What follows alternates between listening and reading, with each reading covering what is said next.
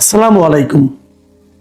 প্রিয় দর্শক, গতকাল মানে 18 ফেব্রুয়ারি যুক্তরাষ্ট্রের প্রেসিডেন্ট ডোনাল্ড ট্রাম্প আমাদের নতুন প্রধানমন্ত্রী তারেক রহমানকে অভিনন্দন জানিয়ে একটি চিঠি লিখেছেন। সেই চিঠিতে কি লেখা হয়েছে? ট্রাম্প যখন আমাদের প্রেসিডেন্ট আমাদের সরকার প্রধানকে অভিনন্দন জানান, সেটা তো আমাদের জন্য খুব আনন্দের খবর যে ওনারা এত বড় দেশ, বিশ্বের সবচেয়ে বড় দেশ, সারা দুনিয়াকে দাপিয়ে বেড়াচ্ছেন। হ্যাঁ, সারা দুনিয়াকে দৌড়েই বেড়াচ্ছেন, একে হুমকি দেন তারে হুমকি দেন। সেই দেশের প্রধান ব্যক্তি আমাদের প্রধানমন্ত্রীকে চিঠি লিখেছেন। এটা কি আমাদের জন্য আনন্দের নাকি উদ্বেগের? একটু কথা বলি।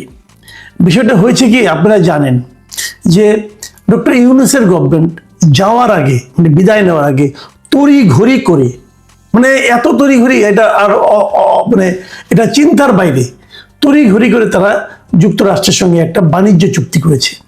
কি সেই চুক্তি? চুক্তির ভেতরে কি আছে, কি শর্ত আছে, তারা আমাদের কাছ থেকে কত % শুল্ক নেবে এবং শুল্ক যা তারা যে কমাবে, কমানোর বিনিময়ে আমাদের কি কি জিনিস, তাদের কোন কোন জিনিস আমাদের এখানে বিনা শুল্কে ঢোকাতে হবে, অথবা তাদের সঙ্গে আমাদের কি কি ক্রয় চুক্তি হয়েছে, মানে আমরা কি কি তাদের কাছ থেকে কিনবো বলে অঙ্গীকার করেছি, কোন দামে কিনবো বলে অঙ্গীকার করেছি, এর কিছুই আমরা কেউ জানি না। এই চুক্তিটা আসলে কোথায় নিয়ে ঠেকাবে আমাদের, এটা মানে নিয়ে কোনো আলোচনাও হয়নি। এবং যুক্তরাষ্ট্রের প্রেসিডেন্ট যিনি অভিনন্দন জানিয়েছেন, সেই অভিনন্দনের ভাষাটা শুনলে আপনি বুঝবেন তাদের মূল লক্ষ্য ছিল চুক্তিটা। দেখুন উনি কি বলেছেন। উনি লিখেছেন চিঠিতে যে যুক্তরাষ্ট্রের জনগণের পক্ষ থেকে আমি আপনার ঐতিহাসিক নির্বাচনে জয়ের জন্য আপনাকে অভিনন্দন জানাচ্ছি এবং গণপ্রজাতন্ত্রী বাংলাদেশের প্রধানমন্ত্রী হিসেবে আপনার সফল মেয়াদ কামনা করছি। সফল মেয়াদ, একজন নির্বাচিত হবে, ওনার সফল মেয়াদ আপনাকে কামনা করতে হবে কেন? উনি তো পূর্ণ মেয়াদে থাকবেন, আবার কামনা করতে হচ্ছে কেন?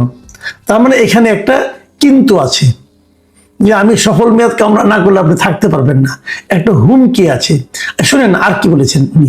উনি লিখেছেন আমাদের দুই দেশের অংশীদারত্ব, পারস্পরিক শ্রদ্ধা এবং একটি মুক্ত ও অবাধ ইন্দো প্যাসিফিক অঞ্চল গড়ে তোলার অভিন্ন স্বার্থের উপর ভিত্তি করে প্রতিষ্ঠিত।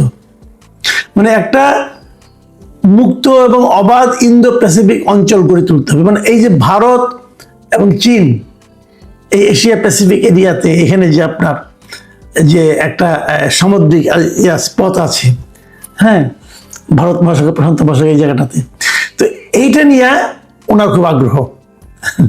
তো এটা নিয়ে অনেকদিন ধরে আগ্রহ অনেকেরই, ভারতের সঙ্গে, চীনের সঙ্গে, ওনাদের সঙ্গে, তাইওয়ানের সঙ্গে অনেকদিন ধরে এটা ঝামেলা চলছে।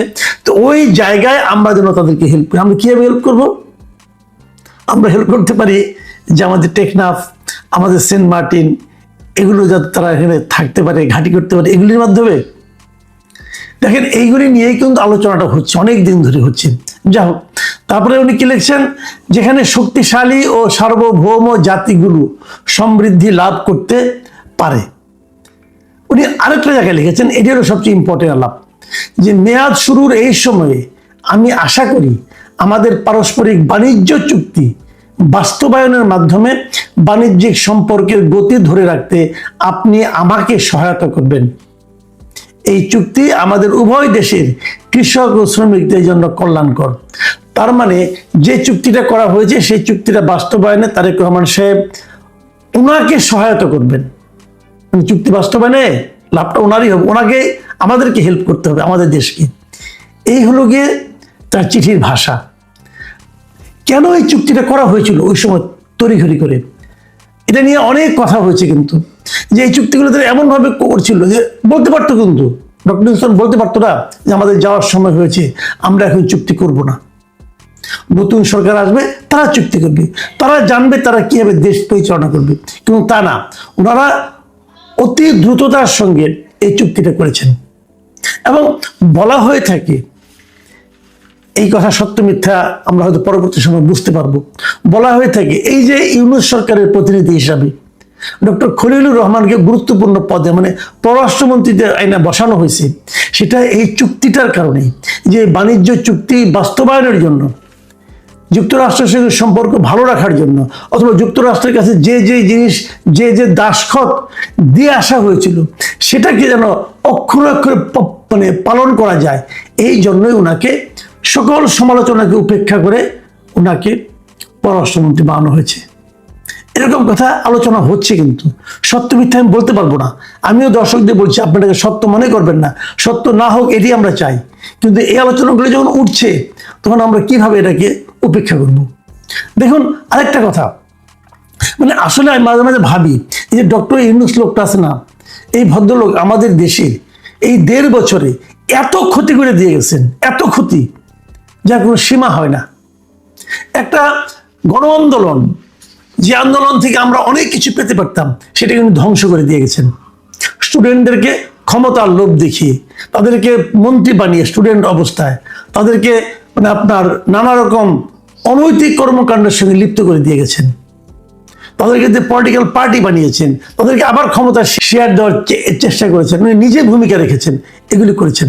আর বিপরীত দিকে দেশটাকে গরিব বানিয়ে দিয়ে গেছেন। কত লোক যে বেকার হয়েছে ওনার সময়, 400 থেকে 450 গার্মেন্ট ফ্যাক্টরি বন্ধ হয়ে গেছে এই ডক্টর ইউনূসের সময়। ওনাকে বলা হয় উনি নাকি দারিদ্রকে জাদুঘরে পাঠাবেন। উনি কিন্তু মানে অনেকদিন ধরে ওটা মটো উনি বলে আসছেন যে আমি দারিদ্রকে জাদুঘরে পাঠাবো। জাদুঘরে কি পাঠাবো? ওনার আমলে, এই ওনার এই 1.5 বছরে এই দেশে নতুন করে আরো 30 লাখ লোক বেকার হয়েছে। এই ডক্টর ইউনূস সেটা করে দিয়ে গেছেন। এবং অর্থনীতির বিভিন্ন প্যারামিটারে আপনি যদি দেখেন, আপনার মাথা খারাপ হয়ে যাবে যে সরকারি বিনিয়োগ গত 10 বছরের মধ্যে সর্বনিম্ন পর্যায়ে রয়েছে। এবার সরকার তো কিছু বিনিয়োগ করে বিভিন্ন খাতে, সবচেয়ে নিম্ন, গত 10 বছরে এত নিম্ন পর্যায়ে কখনো বিনিয়োগ ছিল না। নট অনলি দ্যাট, খেলাপির নিয়ে আমরা কথা বলি, সারা দুনিয়াতে এত খেলাপির আর কোথাও না যেটা ওনার সময় হয়েছে। এই 2025 সালে যে 30 সেপ্টেম্বর পর্যন্ত গত বছরের, এটা তো প্রান্তিক ধরে ধরে হিসাব করে, এই প্রান্তিকে আমাদের এখানে খেলাপি ঋণের পরিমাণ হলো এই সময় 6,44,515 কোটি টাকা। 6,44,000 কোটি টাকা, ভাবেন একবার আপনি, এত টাকা কি খেলাপি ঋণ।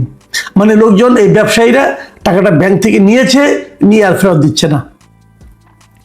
ওনারা দায়িত্ব নেওয়ার পরে সেটা কিন্তু কমে নাই, সেটা আরো বাড়ছে। আরেকটা বিষয় আপনারা যা জানবেন যে এই আমলেই বৈদেশিক ঋণের কিন্তু পরিমাণ বেড়েছে। আমাদের সারা দুনিয়ার কাছে আমাদের ঋণের পরিমাণ আগের তুলনায় অনেক বেড়েছে। এবং দেখা যাচ্ছে যে এই সরকারের ঘাড়ে, যে নতুন সরকার আসছে, তাদের ঘাড়ে এখন ঋণের বোঝা, ঋণের পরিমাণ কত জানেন? ঋণের পরিমাণ হলো 23 লাখ কোটি টাকা। মানে সরকারের কাছে বিভিন্ন জনের পাওনা 23 লাখ কোটি টাকা। সরকার কোথেকে ঋণ শোধ করবে? এই ঋণ উনি বাড়িয়ে গেছেন কিন্তু। এবং এই সময় এই সরকারের এই 1.5 বছরে উনি আরো বিদেশি ঋণ নিচ্ছে 13,000 কোটি টাকার। মানে মোটামুটি এই দেশটাকে মানে একদম দারিদ্র্যের একদম সর্বনিম্ন অবস্থানে নামিয়ে ডক্টর ইউনূস চলে গেছেন। আইন শৃঙ্খলা যে ব্যবস্থা ছিল সেটাকে একদম ভেঙে দিয়ে গেছেন।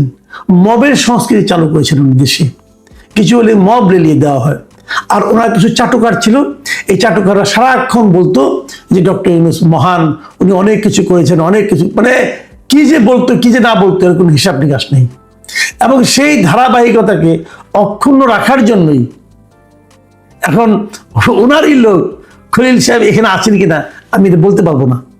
তবে আমি এটা বলতে পারবো যে বর্তমান সরকার তারেক রহমানের নেতৃত্বে যে বিএনপি সরকার আছে, তাদের আগামী দিনে সরকার চালাতে ডক্টর ইউনূস যা অপকর্মগুলি করে গেছেন সেগুলোর মানে আপনার বোঝা বহন করতে মোটামুটি কষ্টই হবে।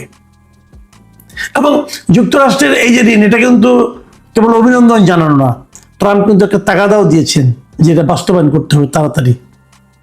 এবং হয়তো খলিল সাহেব বলবেন হ্যাঁ ইমিডিয়েট বাস্তবায়ন করতে হবে, না হলে ওনারা গোসা হবেন, ওনারা ঝামেলা করবেন, আপনার ক্ষমতা নড়ে যেতে পারে, এরকম নানা কথাই হতে পারে এখন।